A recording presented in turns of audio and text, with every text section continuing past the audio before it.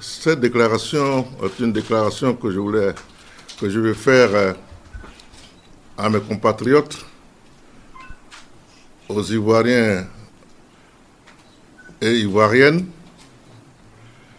mais évidemment,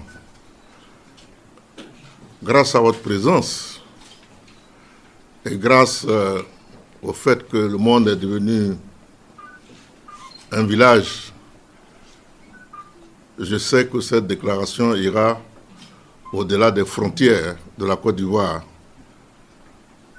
pour parvenir à nos compatriotes qui sont aussi en dehors du territoire ivoirien, pour parvenir à nos compatriotes qui ne sont pas en liberté, nos compatriotes qui sont privés de liberté au moment où je vous parle. Bref, à tous les Ivoiriens et Ivoiriennes, là où ils se trouvent. Évidemment, probablement les amis de la Côte d'Ivoire, ceux qui nous ont toujours accompagnés, ceux qui ont accompagné ce pays dans toutes ses quêtes, seront, je le souhaite en tout cas, intéressés par cette déclaration. En premier lieu, permettez-moi de faire une note tout à fait personnelle. Pardonnez-moi. Je voudrais saluer ici la présence de ma famille, de quelques-uns des membres de ma famille. Ce n'est pas souvent que je le dis. Mais les circonstances me l'imposent. Je voudrais saluer la présence de Jean Konambani, l'un des premiers bâtisseurs de la Côte d'Ivoire nouvelle. Premier ministre de la Défense de la Côte d'Ivoire. Mais auparavant, premier secrétaire d'État à la jeunesse et au sport de la République naissante. Jean, merci pour ta présence. Je voudrais saluer aussi la présence à ma droite de l'intendant général François Konambani, premier Ivoirien, officier diplômé de l'école spéciale militaire de Saint-Cyr. Je crois que Jean-François, tu as défilé sur les Champs-Élysées, hein? Il y a bien longtemps. Je voudrais saluer sa présence qui me réconforte. Cette note personnelle est en fait, et m'ayant pardonné cela, je voudrais maintenant m'adresser à mes compatriotes. Mais salue aussi tous les jeunes hommes et les jeunes femmes qui, 10 mois durant, m'ont accompagné dans cette aventure si importante, si exaltante pour notre pays. Certains sont avec moi depuis bien des années, faisant montre d'une grande fidélité, d'un grand attachement. Toutes qualités qui ne sont pas courantes dans cette Côte d'Ivoire, que je ne reconnais plus, mais qui demeurent cependant ma passion. Merci à vous tous. Vous vous reconnaîtrez, chacun et tous ensemble. Maintenant, voici le texte écrit de ma déclaration que je vais vous lire. Mes chers compatriotes,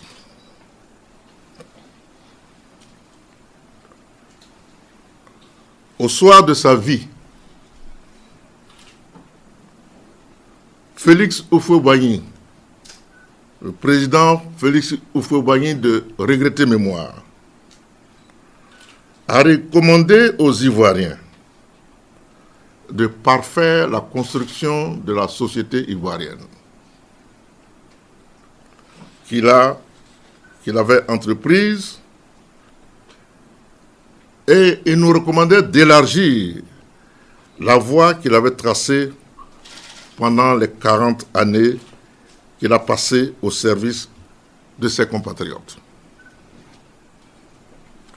La recommandation du père fondateur de la Côte d'Ivoire moderne concernait entre autres la quête de l'indépendance économique et l'enracinement d'une démocratie inculturée, c'est-à-dire démocratie dans laquelle nous inclurons les valeurs qui sont les nôtres. Les valeurs, les cultures qui sont les nôtres. Tant il est vrai qu'il n'y a pas de modèle unique de démocratie dès lors que les valeurs fondamentales de la démocratie y sont, c'est-à-dire la liberté. 2 décennies après sa disparition, qu'avons-nous fait, mes chers compatriotes, de l'héritage qu'il nous a légué? Qu'avons-nous fait de l'héritage qu'il nous a légué? Je suis, pour ma part, au regret de dire que nous l'avons purement et simplement dissipé. En d'autres termes, nous l'avons gaspillé. En effet, qu'est-ce que nous observons aujourd'hui en Côte d'Ivoire? Nous observons un recul de la Côte d'Ivoire, plus particulièrement en matière de démocratie, de liberté, de respect des droits humains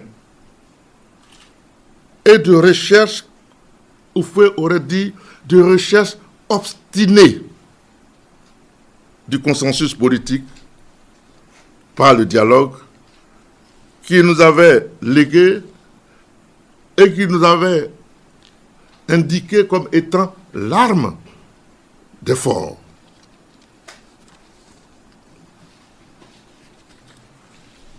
Mes chers compatriotes, le libre choix des dirigeants par les citoyens d'un pays est un des droits humains les plus importants. Or, les élections présidentielles qui sont censées se tenir dans quelques jours dans notre pays sont déjà entachées indubitablement de graves irrégularités qui achèvent de convaincre que ce scrutin ne sera pas sincère, que ce scrutin ne sera pas transparent, ce scrutin ne sera pas inclusif, à preuve.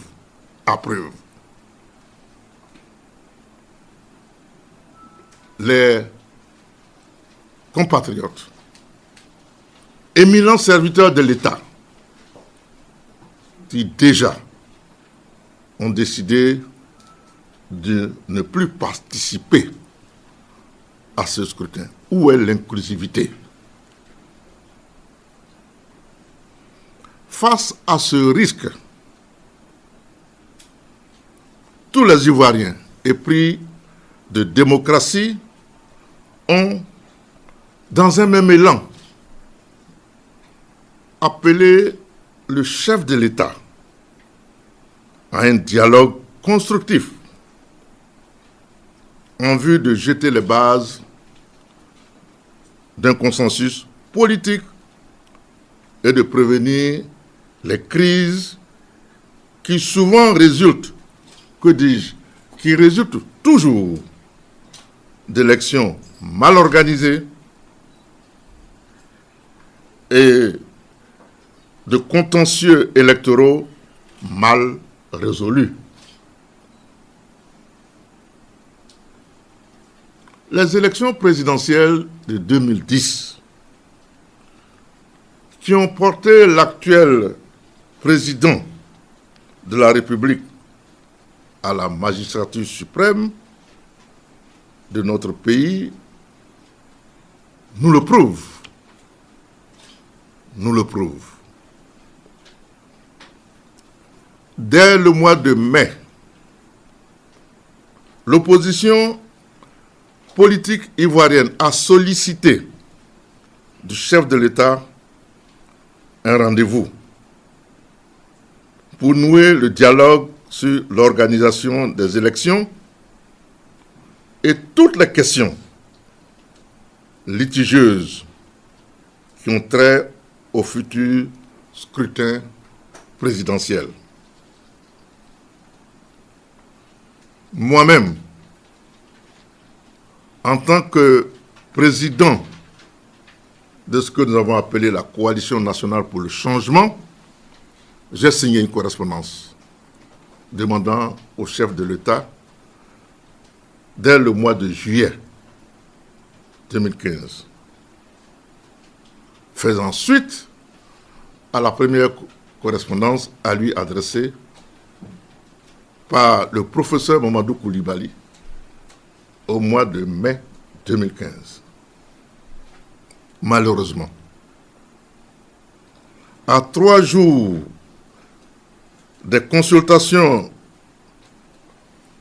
électorales, à 3 jours du scrutin présidentiel, aucune rencontre avec le chef de l'État n'a été acceptée par lui,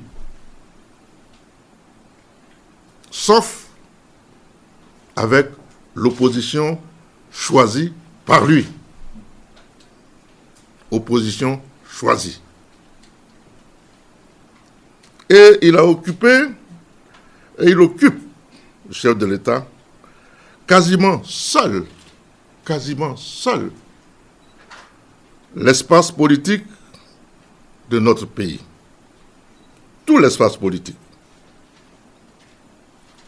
Ses adversaires sont marginalisés, souvent raillés.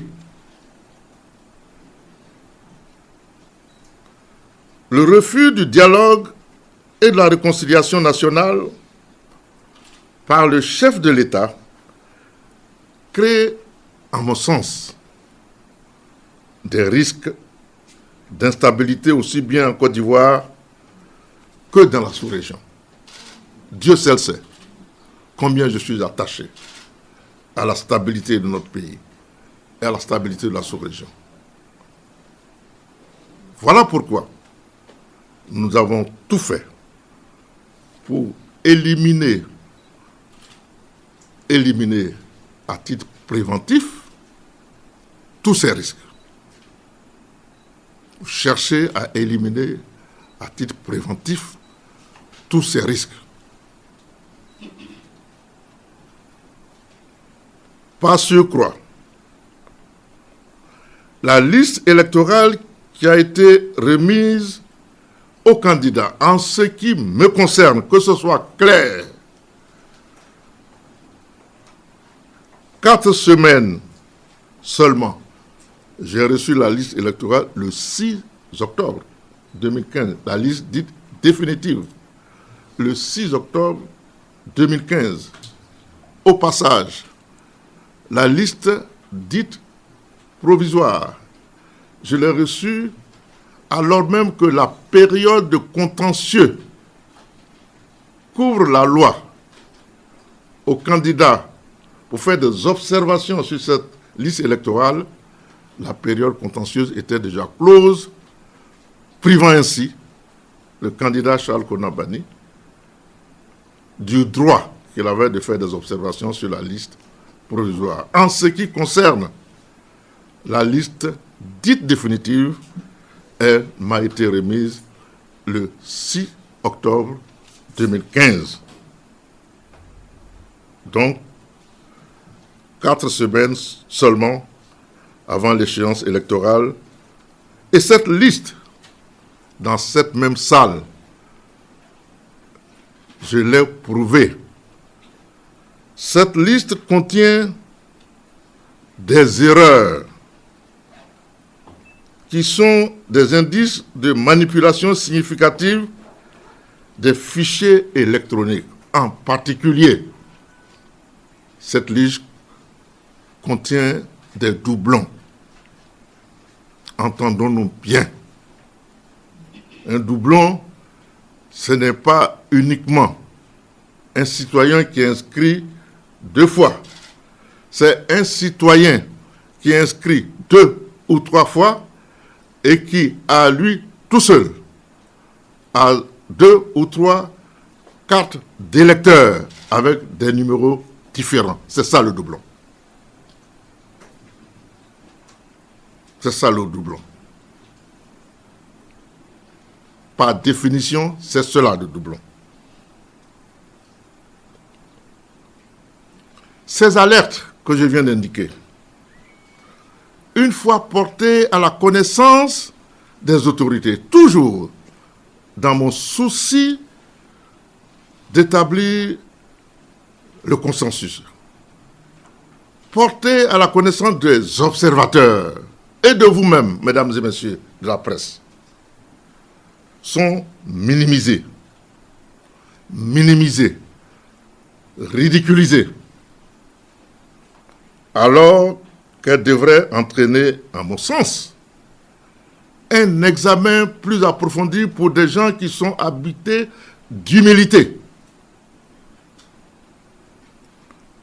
Entraîner un examen plus approfondi, un audit sous le contrôle d'experts neutres. Au lieu de cela, on nous oppose des railleries en oubliant qu'il s'agit de la vie des Ivoiriens. Pour ma part, fidèle aux enseignements de Félix Houphouët-Boigny, le président Félix Houphouët-Boigny de regrettée mémoire, je suis attaché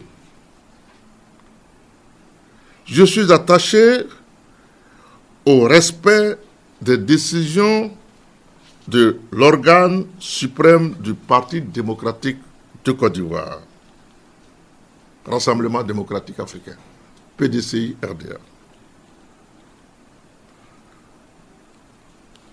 Le congrès du PDCI-RDA, dont une résolution a décidé, vous vous en souviendrez, de présenter un candidat à l'élection présidentielle de 2015, candidat choisi parmi les militants actifs, je cite la résolution, je considère donc que la décision qui a été prise, qu'il est convenu d'appeler, de nommer, appel de Daoukro, je considère cela comme une violation flagrante des résolutions du 12e congrès du PDCI-RDA. Ma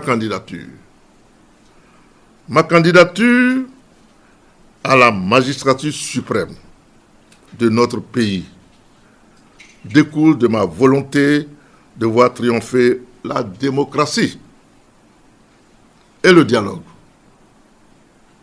dans la Côte d'Ivoire, qui, je le répète, est ma passion.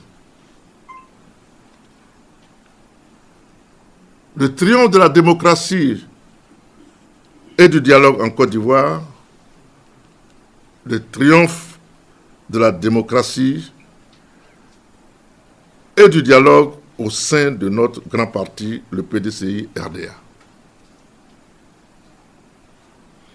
Force est de constater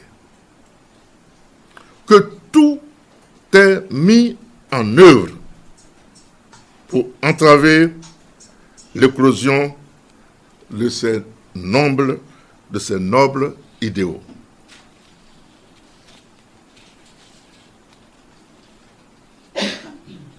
Ainsi, après avoir mené jusqu'au bout, après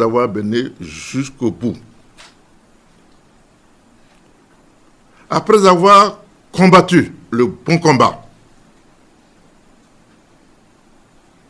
après avoir mené jusqu'au bout le combat pour amener nos responsables à épargner à la Côte d'Ivoire de nouvelles souffrances et de nouvelles frustrations, j'ai donc décidé, mes chers compatriotes, de ne plus participer à compter de cet instant, de ne plus participer au processus inique imposé à vous, mes compatriotes, aux Ivoiriens. J'ai décidé à partir de cet instant de me retirer de ce processus inique. Mes chers compatriotes, cette décision, j'en conviens, j'en suis conscient. Elle est grave. Elle est dramatique pour moi-même, pour ma famille, pour mes amis d'ici et d'ailleurs, pour tous ceux qui m'ont fait confiance, qui ont pensé que je pouvais incarner la nouvelle espérance de notre pays.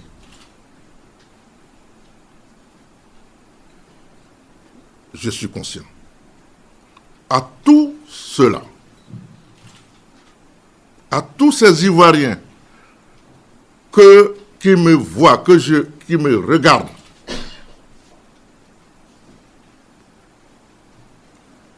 des fins fonds des hameaux et villages de mon pays, la Côte d'Ivoire,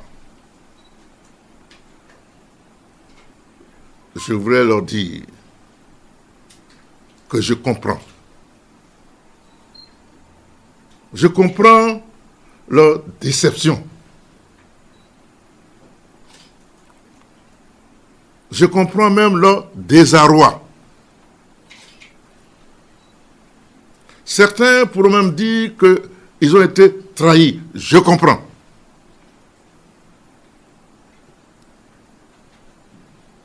Et j'assume. Mais ce que je ne peux pas assumer en leur nom, c'est cette plus grande trahison. De ce qui est le plus précieux, la souveraineté du peuple, la liberté. Pour ceux donc qui seraient dans cette souffrance, dans cet état d'esprit que je viens de décrire, je leur demande pardon. Je leur demande pardon.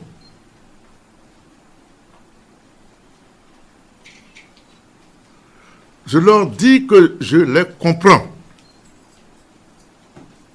Moi, je leur dis aussi que le combat continue. Et que je reste disponible pour eux, pour le peuple de Côte d'Ivoire, tant que Dieu Tout-Puissant me fait la grâce de respirer, je reste disponible pour le peuple de Côte d'Ivoire et pour les militants du PDCI-RDA. Viendra le moment, sans aucun doute, des retrouvailles. Des retrouvailles entre nous, frères ivoiriens. Frères ivoiriens et fiers ivoiriens, car le pays nous appelle. Le pays nous appelle.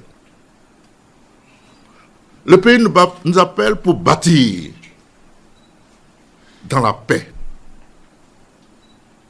et la concorde la Côte d'Ivoire, rêvée par nos pères, par nos devanciers. La Côte d'Ivoire unie et fraternelle, pour parfaire la construction de la société ivoirienne, pour parfaire la construction de cette terre d'espérance, cette terre de fraternité, ce pays de fraternité et d'amour, ce pays de l'hospitalité, pour que nous soyons dignes de la promesse que nous avons faite à l'humanité. L'espérance demeure. L'espérance est en marche. Merci, mes chers compatriotes. Merci pour votre confiance.